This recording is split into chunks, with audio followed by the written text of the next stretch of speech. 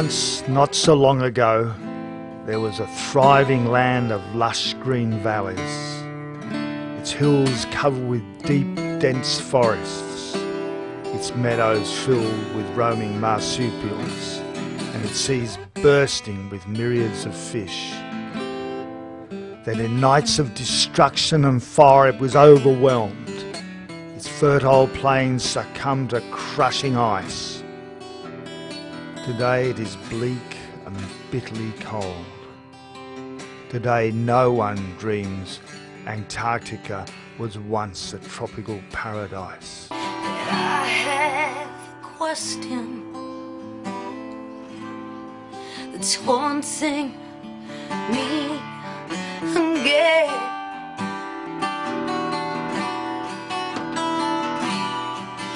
Where are you now? Are you happy? Are you at peace?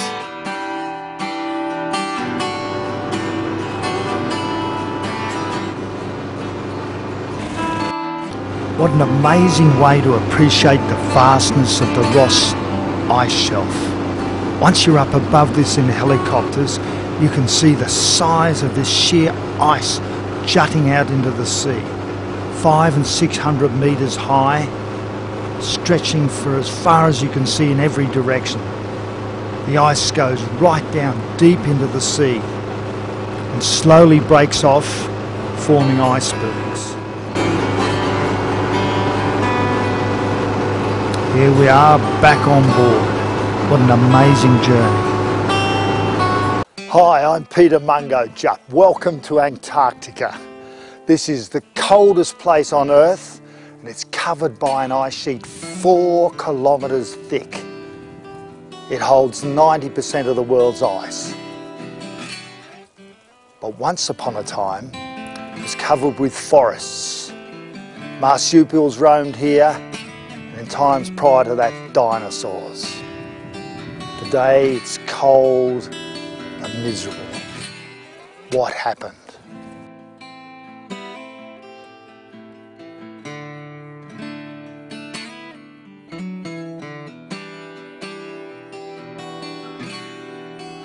Were the lush forests that once grew in Antarctica and the animals that once roamed slowly overwhelmed by the deposition of ice? Or was it a dramatic event that perhaps ended in a few days?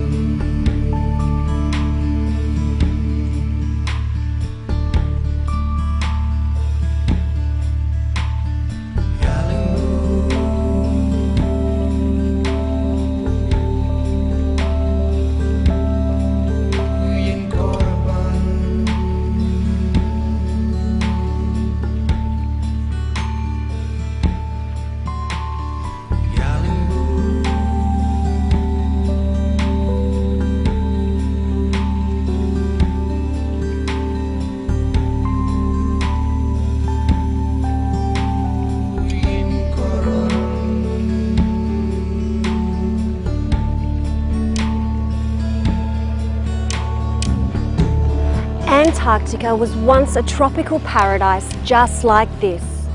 Pleasant beaches, lush forests and lakes filled with magnificent wildlife.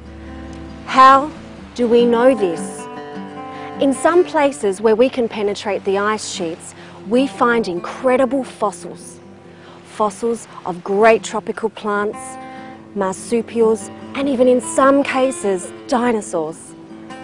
Wildlife on this frozen continent was once plentiful. Modern archaeologists believe that this occurred millions of years ago, but I believe Antarctica, as recently as 5,000 years ago, was this tropical paradise. So just how old are these ice sheets? Are they millions of years old?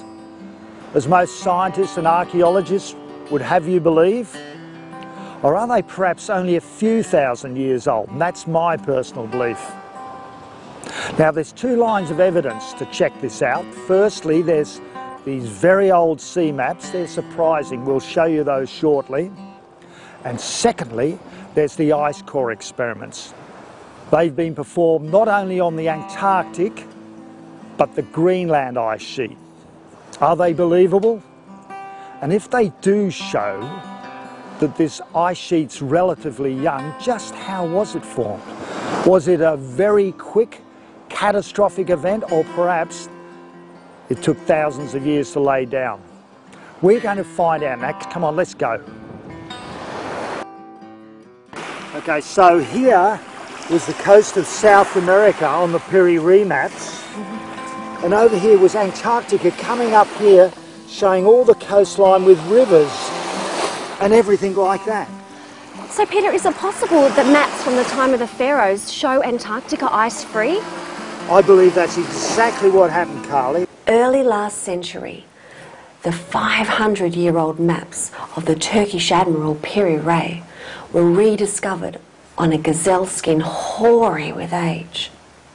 One man, Professor Charles H. Hapgood, was fascinated by this impossible map. He sent it to the US Air Force Cartography Group for evaluation. The claim that the lower part of the map portrays the Princess Martha coast of Queen Maud Land, Antarctic, and the Palmer Peninsula is reasonable. We find that this is the most logical and in all probability the correct interpretation of the map. The geographical detail shown in the lower part of the map agrees very remarkably with the results of the seismic profile made across the top of the ice cap by the Swedish-British Antarctic expedition. This indicates that the coastline had been mapped before it was covered by the ice cap. It shows Antarctica ice-free. The ice cap in this region is now about a mile thick. We've no idea how the data on this map can be reconciled with the supposed state of geographical knowledge in 1513. Is it possible that maps from the time of the pharaohs show Antarctica ice-free? Let's continue our investigation. Perhaps even more spectacular are the Orontius Phineus maps drawn by French cartographer Oronce Fine. These show the whole of Antarctica, again ice-free. Admittedly, it is too close to the tip of South America, and it is incorrectly orientated, yet the proportions seem similar. The coastal mountains, found in the 1957 geophysical study, are in roughly the right places, and so are many bays and rivers. The close resemblance between a modern, scientifically exact map of the Ross Sea and Phineus Unnamed Gulf is striking. How is this second map possible? Before Antarctica was covered in ice sheets, there was a big continent separated by a sea and a long peninsula. That's dead right, Kyle. In fact, if we pretend this is Antarctica, this was the big continent, rising up to about 6,000 foot, something like that.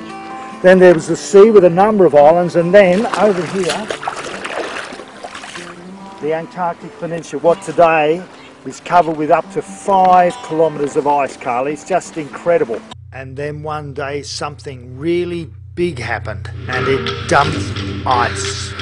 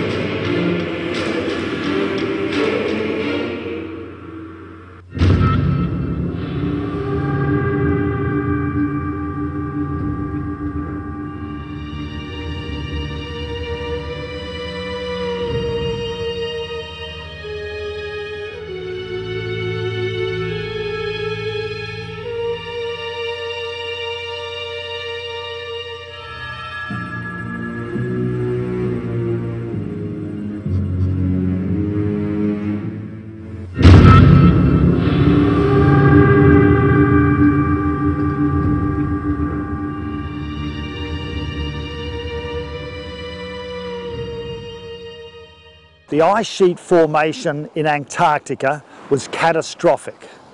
Didn't take many years. Probably happened very quickly. Well, there's two lines of evidence here. The first is fossilization or petrification, and there's abundant evidence for this in Antarctica. Fossilized trees, some marsupials, even dinosaurs. And I'll demonstrate that shows catastrophic events. And secondly, there are petroglyphs throughout the world. These are rock carvings by mankind, and that also shows and demonstrates catastrophic events. Along the whole coastline of Victoria, you'll find petrified plant remains, usually only saplings, but in some cases you come across these huge tree trunks as if they're sheared off right at the baseline. And here, the petrified root systems. Calcium, silica, even iron. All their root systems turned into solid rock. What force of nature could have produced this? We're going to have a good look at some modern scientific studies to find out exactly what could have happened. Did something like this happen in Antarctica? This whole sandy valley is the site of what Anthony Pratt would call a plasma discharge event. As you look across this valley, everywhere are strewn fossilized pieces of wood, just like this. You can see just by looking at them the shape resembling the wood. This is Inverloch, Victoria, Australia, the site of some quite remarkable dinosaur finds. There's many different types, some of them previously unknown. We're going to have a look at how these fossils were created.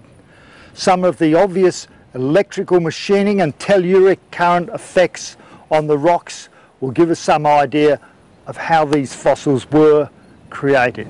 Let's go and have a look. They're all hard at it looking for extinct fossils. And over here we find an incredible fossil right embedded within the rock. See that wood?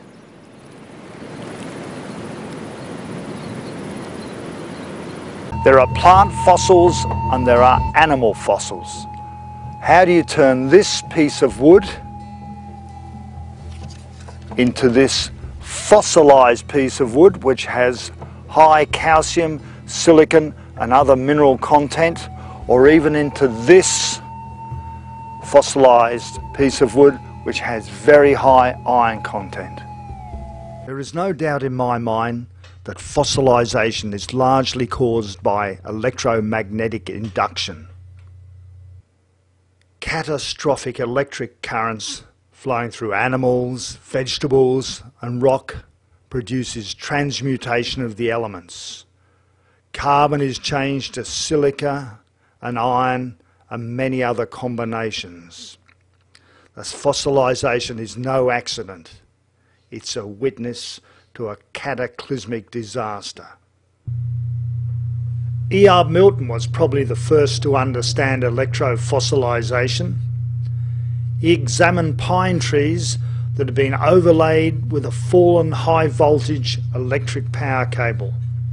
Within a matter of 1 or 2 days, they'd become petrified and fossilized. Additional evidence was supplied by a leg in a boot, pictured as you see it here. This had fallen on a high voltage power cable and had become fossilized. The incredible power of high voltage electricity to fossilize plant and animal matter. Explain these remarkable patterns within the rock. See how the lines joining them actually protrude.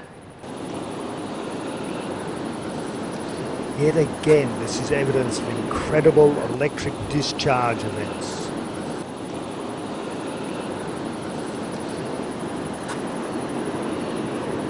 Look at these remarkable patterns. How were they formed? What facet of nature, what machine did that? What was the cause of this devastating electric current flow?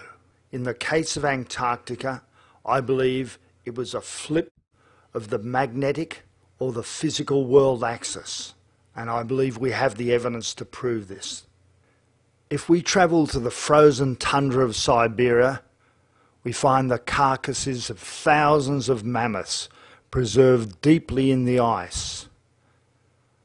Dogs have even been known to eat their frozen flesh. These mammoths died and were frozen instantaneously. And just as remarkable, within their stomachs was food from temperate and tropical zones. Mammoths did not live on the tundra, they flourished on fertile plains. What caused them to be dumped in an Arctic circle? Carbon dating places them at from 15,000 to 4,000 years ago. That's depending on whether you can agree about the accuracy of carbon dating. For years, their ivory supplied the piano keys of Europe and Asia. But what killed, buried and preserved these bodies? Similarly, in the Arctic islands off Russia, we find forests of trees buried amongst ice and sand, fossilised and preserved. What caused this? This persists in the Arctic wastelands of Canada, Alaska and Greenland. We find the bodies of millions of extinct animals, not only mammoths, but bear, hyena, of fossilised trees. Even the bones of humans and their implements have been found in this Arctic muck, but mankind had no hand in their destruction. He was part of it. I talked with Ted Bryant about Rick Firestone's theories on the destruction of the megafauna. Firestone believes that a large one came in and hit the Laurentian ice sheet about 12,000 years ago. And it's the time of the Younger Dryas. It melted so much water from that ice sheet that it flooded the Atlantic Ocean, and it was a trigger to go back into a cooling period. And it also might have been the dust and everything else, the firing caused by this. But he can find across North America, it wiped out the Clovis Indian culture, which was developed at the time. It just terminated. Yeah. And he thinks it wiped it out. He also finds other physical evidence. He finds this, what he calls a black mat. It's an organic mat, and it covers things. And you can find it on low-lying areas and open surfaces, but he always finds this mat of organic material. And he doesn't know whether it's the settled out of the fire burnt product of the firing of North America, was carried in the atmosphere. It doesn't know what it is, but it determines. There's a lot of mysteries left, isn't there? Well, if you find this mat, you know you've hit the boundary. Right. And it's with the Younger Dryas, and it's the time the Clovis Indians got wiped out. I went out with Rex Watson. His company drills for uranium, gold, and water in many parts of Australia, particularly around the Murray-Darling Basin. I was interested if he'd found any evidence of these carbonaceous layers that Ted Bryant had talked about. Each one of those piles represents 1 metre of penetration into the earth. So typically each row is about 30 metres, representing the formations as we go down to give us a physical record. So what are we seeing here? We're seeing clay, then it's turning to what? Well, we're going through clays and silts, and then we go into sand groups that are our aquifer material. And that's this one down. So this white sand down here. We're going down to about 120, we'll start looking again.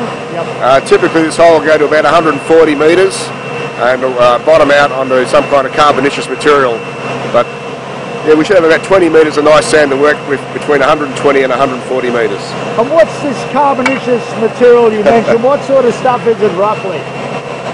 It's a black clay with what I would know as rotting down vegetable matter. Okay, like even tree roots and things? Well, yeah, sometimes you can see leaves interwoven in it, and can range into even some hard, quite woody looking stuff, yeah. It was also a megafauna extinction. So he puts it down, the Clovis Indians didn't wipe out the megafauna, it was the explosion. The mammoths, the Massons, there's the tar bits of La Brea. Well, There's the yeah, what he finds, Alaska. There's what he finds with the animals is that they're pitted. The skulls and bones are pitted with this little black residue, Yep. and they're on one side.